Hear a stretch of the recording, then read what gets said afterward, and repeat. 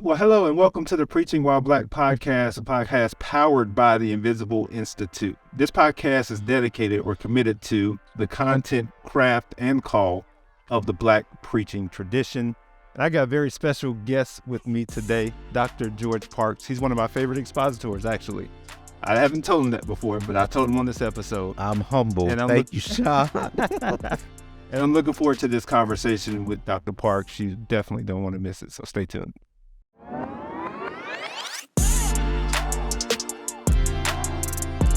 Welcome to the Preaching While Black podcast, a podcast dedicated to the calling, craft, and content of the Black preaching tradition. And now, here's your host, John C. Richards Jr.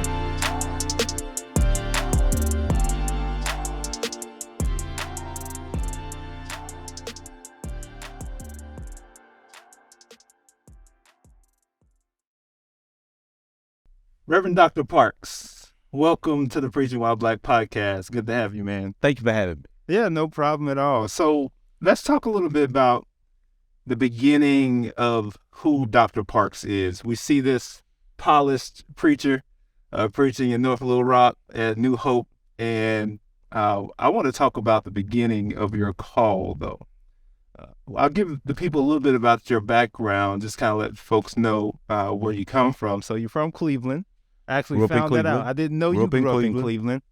And you wound up in Little Rock somehow. But before then, you went to American Baptist College, Nashville, in Tennessee. Nashville, Tennessee.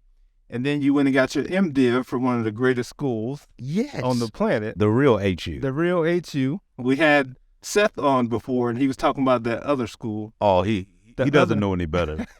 So He's a lad of a boy. So you got an MDiv from Howard University and then went on to get a DMin from Union. Now, your DMin is actually in preaching and homiletics, right? Expository preaching. Expository preaching. So talk to me a little bit about why you decided to go the DMin route and then get one in expository preaching. You have to remember, I started preaching in 1998, so that's 25 years this coming March. So there was a real push around biblical preaching. We kind of didn't know it in my area what expository necessarily was. So my dad had always put inside of me this need to be biblical, this real deep need to be biblical. And I discovered this idea of expository preaching through hearing preachers of the like of Stephen Olford, Maurice Watson, and I developed a love for it. I ended up doing my DMin in expository preaching. The real intent was to do my project on expository prophetic preaching. Most people don't know that because my challenge with so much of prophetic preaching, in my estimation, then it was not always rooted biblically or expository, which I've expanded a great deal on that. But I thought that was a niche that no one was kind of really doing, being deeply biblical and socially sensitive. You're saying it was spooky prophetic preaching. I wouldn't say that, but no, that's probably what I said then. Okay. Yeah, absolutely. Yeah, so let's talk a little bit about your initial call, though, because you were called to ministry in 1990s, 98-ish. 1998. And you grew up, though, as a preacher's kid and seeing your father preach on a regular basis. So what was it that initiated for you that call, that sense that you were called to ministry? I was a church boy. I always loved the church, had a deep affinity for the church. However, I was a PK, and I witnessed my father go through probably one of the worst church fights any preacher could go through. I'll never forget riding in the car with my dad, had received this piece of certified mail from a set of deacons and a member saying, we put you out. It was illegal and all that good stuff, but just how it panned out. So then that's where I kind of started. I'm 11, 12. I'm like, I'm turning my back on the church. I'm making up my mind. I'm going to be a corporate lawyer. I'm going to be rich. But then kind of in the words of William Myers' book, had this irresistible urge always loved preaching the church, the institution. So very much sheltered. Yeah. Grew up in Cleveland Heights, just a church boy. And I always tell people, I don't say this proudly, but everything I did it in church because all I know is the church. So my whole maturation was in church as a person and as a minister. So accepted my call, talked to my dad. I started preaching when I was 14. Wow. Which was unique. All my friends really embraced it. They were really happy. Friends in school and in church. I've always struggled probably inwardly as a person, as a young adult, of how people will receive me.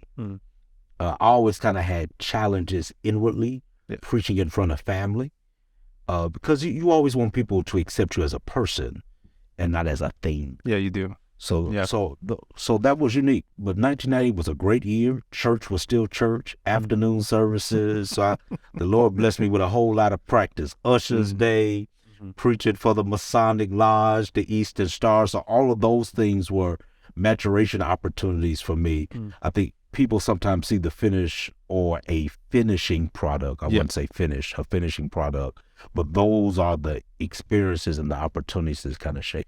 So you appreciate those small opportunities? Absolutely. I tell people, if you can't preach in a small context, you're not ready to preach anywhere else. So tell me this. You're sitting in the pew and you're watching young George Parks preach his first sermon in 1998. Oh, gosh. What are you saying to that young man once he's done, if he's asking you for your advice? Develop inwardly. And develop in all areas as a person. I think the only challenge for young preachers is you're a novelty and you can have an amazing gift but fail to develop as a person. So we often see, and not to be, so somber, we often see great young preachers that have great gifts, but they haven't developed as persons. They don't know any kind of life outside a pulpit. And then, because there's such a novelty, it becomes a thing. Yeah. And if you're not careful, you'll go into exhibitionist preaching instead of being transformational. Yeah, that's good. That's good. So when did you come to that realization, though? After preaching your first sermon, after several other sermons, you're like, man, I really need to develop me. I mean, it seems like I have the gift, but I really need to go through some self-development myself. I'd say college. When I went to college. I mean, when you're 14, 15, everybody's calling you. I mean, my dad instilled it into me. I'd never get the tough conversations as a young preacher. He would say it plainly. Hey, you only spend 30 minutes in the pulpit, if that long. What type of person are you going to be? So it was hard saying. I didn't realize all of the implications of it until I started going to school and being forced to think about life outside of the pulpit. So as a son of a preacher man, and we're talking about your call, what type of impact did having your dad as a preacher, like how did that impact your call to ministry? Or was that, did you feel like there was more weight that's there because your dad was a pastor? No, my dad never pushed that, insinuated. I do say the benefits. Did you play sports? Of course I did. Okay, I'm messing with you. I don't look like I play sports. Maybe not. But you just think about the kid who their first sports coach. Yeah. That's hard on them. That's how I view my dad as a pastor. He was a coach. Like, this is real life. This is what you have to do. If you say God called you, this is what's required. However, the danger of that is when you become a pastor, you think you can do that with everybody, and everybody can't take that. So we are a total sum of our experiences. So that was my experience. My dad was a tough coach. He was a tough coach. So talk to me a little bit more about that call that you feel. When people are called, they're either called running away or they're called leaning into the ministry. Do you feel like when God called you, you were like, no, this ain't what I wanted to do? Or you felt like that William Myers book is old. I would, before we had all these other call books, he's one of the first. He's a New Testament scholar, Ashland Theological, irresistible urge. So I would connect my call to that phrase and Jeremiah's call in Jeremiah chapter 1. You got to remember, Jeremiah's between the ages of 13 and 16 years old. Yeah. And the Lord says, I put my word in your mouth, and I'm going to send you before nations. You got to remember, Jeremiah's ministry was not as sexy as we think it is. No. He says to tear down, pluck up, speak to. Goodman does a great treatment on those things that God calls him to do. And then also, when we look at Jeremiah's ministry as he goes on, he speaks to all these nations, then he gets upset. And then much of the rest of in Jeremiah's ministry, we always talk about fire shut up in my bones. Yeah. But he was attacked by his own colleagues. Yeah. To be a serious minister, sometimes you will not be widely accepted by colleagues' majority culture. Yeah. And Jeremiah says, hey, I've had enough of this. Yeah, if you read Jeremiah, that's not a strategic plan for church growth. Not at all. Prophetic ministry doesn't say that I'm trying to grow. Jeremiah's the crazy preacher on the corner. Everybody say, you know, Reverend That's crazy. He done lost it. exactly what he is. Yeah, he's that guy. He's that guy. So we've talked about your call. After the break, we're going to talk about the craft of your sermon preparation and talk about how you put together your messages. I'm looking forward to that. Look forward to it. Scholars have referred to the original black church as the invisible institution because enslaved people were often not allowed to worship freely. They'd have to gather, sing, and preach in secret to avoid being beaten. Yet they still developed a deep devotion to the authority of Scripture and the liberation narrative. Today, many Christians who don't fully agree with conservatives or progressives feel invisible. They're not well represented in politics or mainstream media. In response, the AND campaign has created the Invisible Institution newsletter, or IVI. We'll be providing political commentary, policy breakdowns, and more for Christians who believe in social justice and moral order, not one or the other. Go to andcampaign.org and subscribe if you're sick and tired of feeling invisible.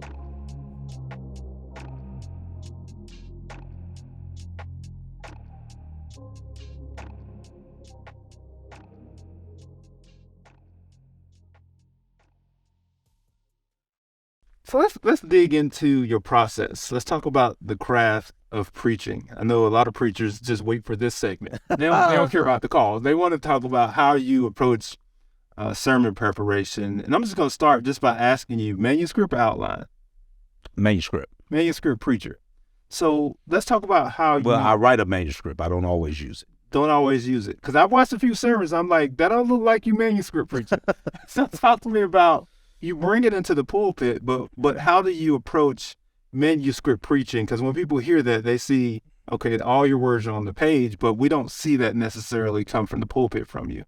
So what does that look like for you in terms of coming up on Sunday morning? How do you use your manuscript? How do I use the manuscript?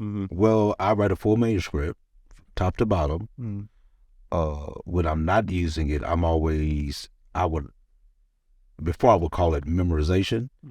However, the pandemic reminded me that it was not memorization; it was just internalization. So I would internalize it when I'm having a good week. I'm internalizing on Saturday, and I'm reading over it 3 times Sunday morning. And there's oftentimes I maybe what I call my cheat sheet. So my cheat sheet may be an outline, or my cheat sheet may be 8.5 by 11. Introduction on the first page. Shorthand, first point, second point, back page, third point, and conclusion. So you go front back on those pages, and they're actual folded in half. Paper.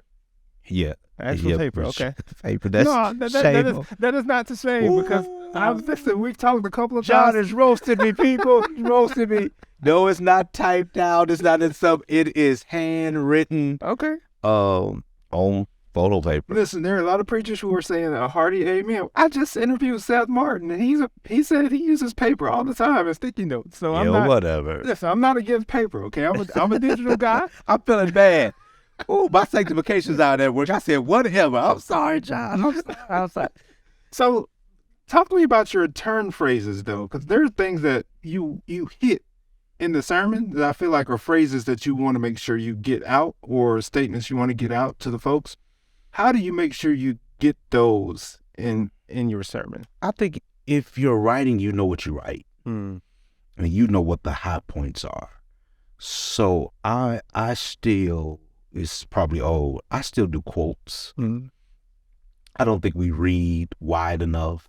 Quotes go a long way. Poetry, bringing the other disciplines into preaching. Mm. Because I believe, especially the African American pulpit, is also a place of spiritual life, but it's also exposure. So we should be exposing our people to the sciences, what's happening on Wall Street, what's happening on their street. So I think all of those things come into play to make a good sermon. So that's how you kind of lay it out there. So let's talk a little bit more about your craft and talk about what you use in your process. Wow. So if you could give folks, hey, these are my 3 go-to resources. Every time I decide I'm going to prepare a sermon, I know the text that I'm going to approach. What type of resources do you turn to as like your 3 primary resources? Believe it or not, these are very known Bible knowledge commentary, Mm-hmm. 2-volume, a good Bible handbook, Mm-hmm. Unger's Bible handbook, and the last one is probably typically always some type of lay commentary, right, where people can get it, a J. Vernon McGee, a John, is it John Barclay?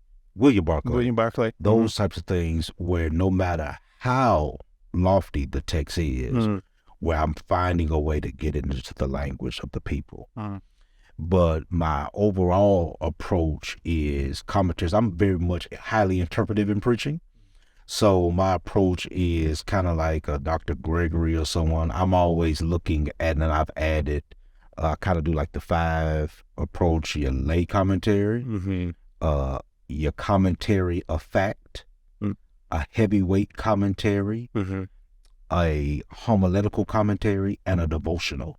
So let's say I'm preaching through a book. I'm going to have those 5 type of resources going at all times. And just looking at all 5 of those. Okay. So I want to look at it devotionally. What is the heart of this passage? Technical. Let's get behind it. Yeah. Homiletical. Who has preached on it? Lay commentary, and then just commentary that just gives me the facts. Like Columbo, the facts are just the facts. Yeah. So how do you avoid bringing everything that you learn in the study?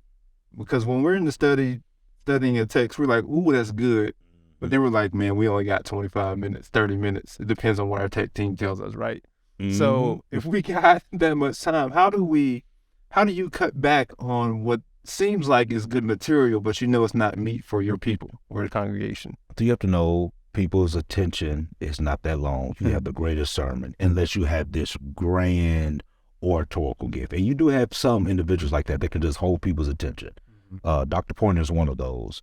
But if aimed for the point, if it doesn't really highlight that point, I leave it. And part of it, I'm going through a process. When I'm reading the text, I'm reading my commentaries, I have a worksheet. So really, once I fill that worksheet, I know I have more than enough stuff In order to get through it. Wow. Okay. I know there's some people there, we want that worksheet. Yeah, you could have it. Just call the church, you could have it. It's simple. Get that template. It's so old. So tell me a little bit about, when you talk about the craft of preaching, tell me about the stuff that you retain. How are you able to retain the information for next time when you're preaching? Do you have a system where you make sure that you keep your notes, or how do you? I'm terrible with the system. I thought I do. But I keep exegetical worksheets. And what we're doing right now is we're cataloging them by books of the Bible. So sometimes if I know I've done some decent work on Psalms, I can always go back because the contextual work does not really change. Yeah. So you're putting those together just kind of internally as a church, and you're able to use that? Well, no, personally. Just They're personally? on worksheets. Oh, okay. So what I've read, and then we just put them in a notebook. I'm ashamed to say a notebook. So talk to me about writing, because you do manuscript preaching. Have you thought about writing longer form or writing in the book format for publishing, or have you published anything? I have published a few things, some articles. The Narrative That Fails, that's on Southwestern Seminary's their website. Mm-hmm. I wrote the book, Finding God's Purpose on the Life of Samson, Mm-hmm. Mount Meditations, which is a devotional book, and I was a contributor to the book Say It, celebrating the art of Black expository preaching. Writing, I think, when we're preaching, we want to write for the ear. Yeah. Yeah. We want to raise the language, but still keep the language in the vernacular of the people. I think preaching should be kind of like poetry. I think it's something in the oral tradition of preaching if we're truly sermonizing. Yeah. And I may get into some hot water. I think a lot of stuff that we hear on Sunday morning is not good sermonizing. But to sermonize every week, that takes intentionality. Yeah. So you have to look at, how am I getting in? What's my transitions? How do I illustrate? That's true sermonizing. Sometimes we get up with a lot of notes, but it's not a good sermon. Yeah. Yeah. So you mentioned about talking about themes, and I want to talk about Christ-centered preaching. I know that's a theme that's been a theme for past 10, 12 years for a lot of folks. But how do you, as you're working through your sermon and crafting your sermon, how do you get to that moment in the sermon, which usually for most people is at the end, where you're actually pointing people where the message should point them? How do you get to that in the study, and then how do you bring that to the pulpit? I'm terrible at that. I realized that in reflection. I did a workshop on it at E.K. Bailey, as far as putting Christ as the crescendo. I think sometimes that's good if you're good at it. What I'm trying to do is I'm trying to find Christ within the passage, and that's not always at the end. Sometimes that's in the beginning. So I'll go with sometimes a more natural, organic. But the danger of preaching, and sometimes endeavoring to be expository, you can get the text right and not expose Christ. That's it. That's good. That's good. And that's what we have to always go back and determine. Do we have a good exegetical paper? Do we have a message? So you can get all of the text right and fail to disclose Jesus. And that's really hard for a lot of seminary trained folks, because they got all those tools. Got all these tools. And they want to bring them in the pulpit, and you using the scalpel with the text and don't ever get to the cross. And I think that's a reminder for us to preach with our hearts and get in the pews with the people. That's good. Yeah. So we've talked about the craft of your sermons. When we come back, I really want to talk with you about the content of your sermons, and specifically social location, where you find yourself now as a preacher. So looking forward to it. What's up, Preaching While Black fam? Listen, I hope this interview has been a blessing so far. If you want more content and resources around Preaching While Black, go over to our YouTube channel, Preaching While Black. We have all the episodes from our interviews up, but we also have other resources for you as a Black preacher as you try to hone your craft, your call, and your content for Black preaching. Now back to our episode.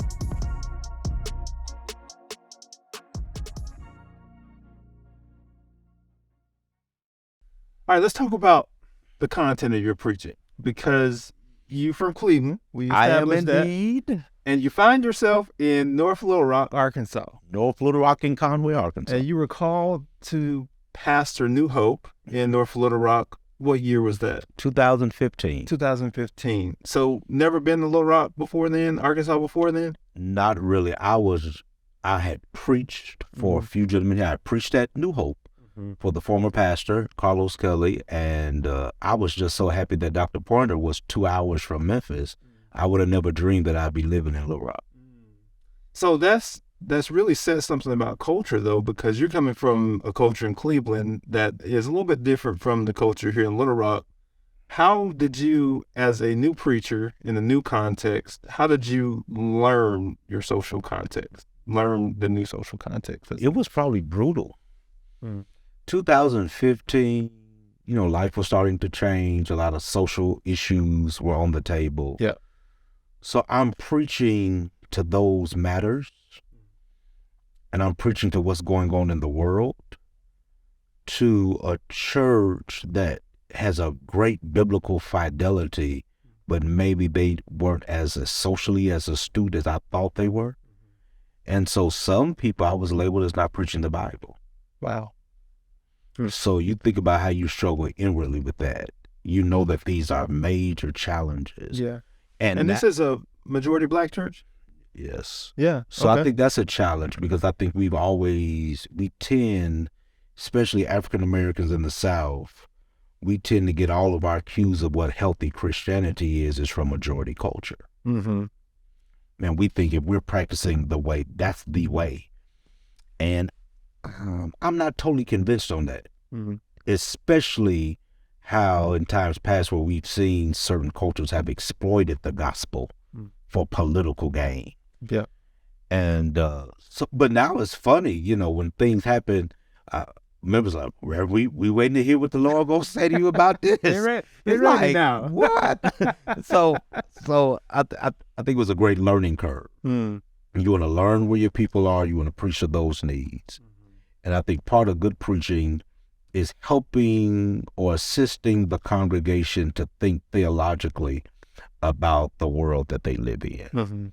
And that is uncomfortable preaching, and that is not sexy preaching, but that is needed because people come to the pew with these questions. And if we just simply do Bible book reporting, that's not preaching, that's not transformation. So there's some people in this world who see multi-site churches in the white context, and they're like, this is normal.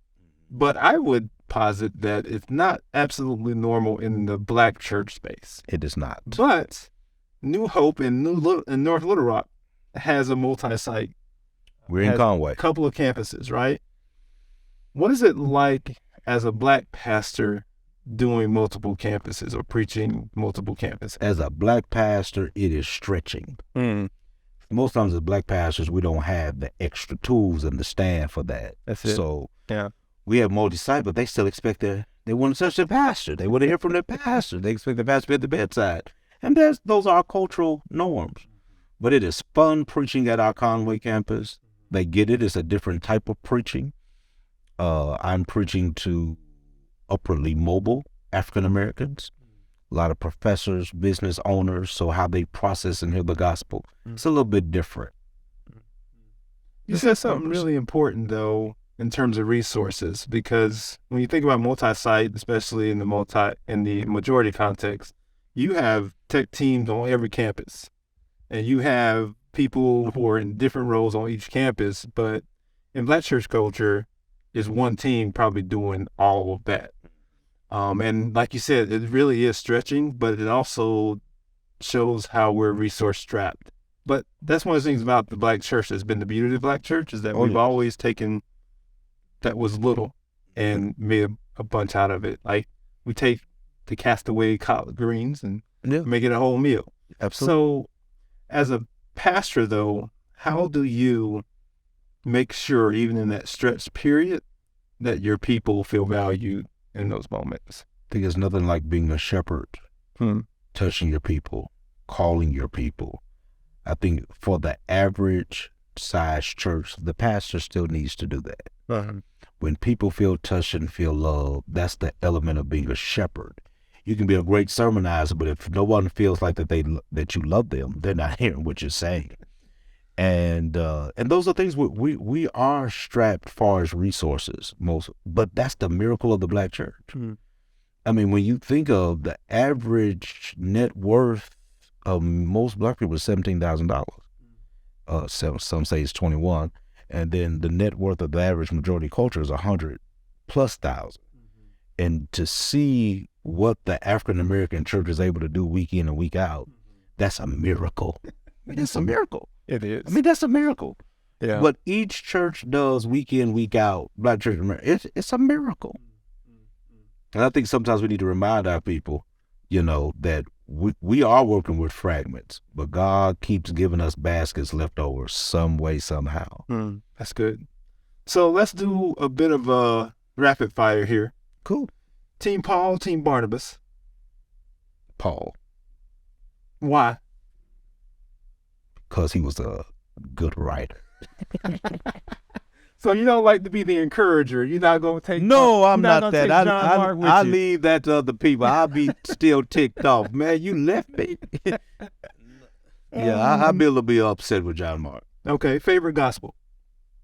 Mark's gospel. Why? Because it's the first gospel and it has the most resources. But I'm trying to preach. That's a very preacher thing That's to say. a preacher thing. A favorite prophet? Jeremiah. Jeremiah. I identified with him as a young preacher. And you mentioned that earlier because he was called young. Yeah, Jeremiah. Okay. And I like Brugman's commentary on Jeremiah. Another commentary. We're going to drop all these commentaries in the comments. It's so rigid. So cliche. So when you think about first century churches and you like Paul, so the churches that Paul wrote to, your favorite church? Corinth. Why? Because they were twisted. So it wasn't the Philippians, it wasn't the Philippi, church at Philippi? I mean, I think that was great, but I think Paul writing to the church at Corinth reminds us of the heavy pastoral work that has to be done. Yeah.